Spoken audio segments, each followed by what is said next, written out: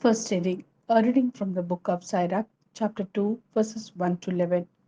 My child, if you aspire to serve the Lord, prepare yourself for an ordeal. Be sincere of heart, be steadfast, and do not be alarmed when disaster comes. Cling to Him and do not leave Him, so that you may be honored at the end of your days. Whatever happens to you, accept it, and in the uncertainties of your humble state, be patient, since gold is tested in the fire, and the chosen in the furnace of humiliation. Trust Him, and He will uphold you. Follow a straight path and hope in Him.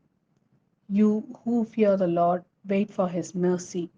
Do not turn aside, for fear you fall.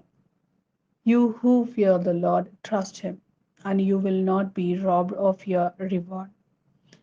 You who fear the Lord, hope for those good gifts of His everlasting joy and mercy.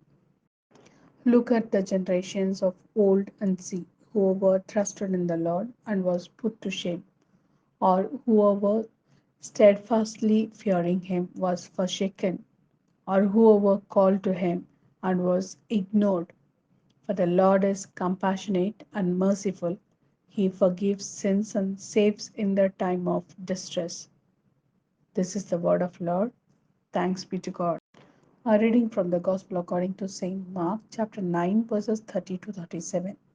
After leaving that place, they made their way through Galilee, and he did not want anyone to know, because he was instructing his disciples. He was telling them, the Son of Man will be delivered into the power of men. They will put him to death, and 3 days later he has been put to death. He will rise again. But they did not understand what he said and were afraid to ask him. They came to Capernaum, and when he got into the house, he asked them, what were you arguing about on the road? They said nothing, because on the road they had been arguing which of them was the greatest. So he sat down, called the 12 to him, and said, if anyone wants to be first, he must make himself last of all and servant of all.